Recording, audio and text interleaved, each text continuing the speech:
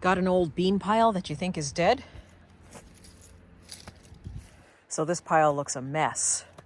This has been hanging up on my garden fencing for the entire winter. And this is my Green Provider beans. And so we are hopefully going to replant these again. But if they start to look like this outside because you think you forgot them, and for whatever reason you think these are garbage, think again. A lot of the times we think that we have to keep seed utterly clean and in a very dark space in order to keep it viable. And when you look at these pods, they almost look rotten. But if you crack some of these pods, watch what happens. The plan is right now to plant a lot of these seed pods.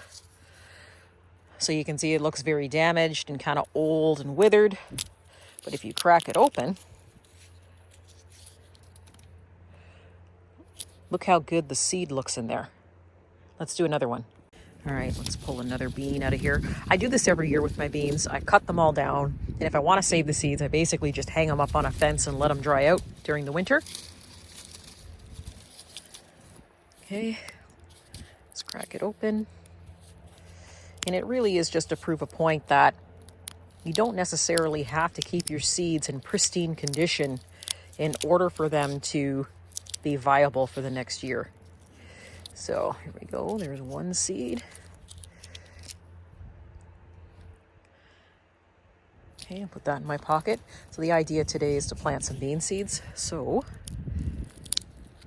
if you look in there, look how viable and beautiful those seeds look. So this goes to show you that even though you keep your beans outside, and this pile looks worse for wear, guys, you can hang up your bean plants outside all winter, and you still end up with beautiful bean seeds at the end of it all. So if you don't have anywhere to hang your beans inside, like I do in the greenhouse some days, or if you don't have any place to put beans, it's okay. Hang them up on a fence, anywhere in your garden over the winter. They'll dry out and they'll look almost as if they're moldy and you should be throwing them out. But guess what?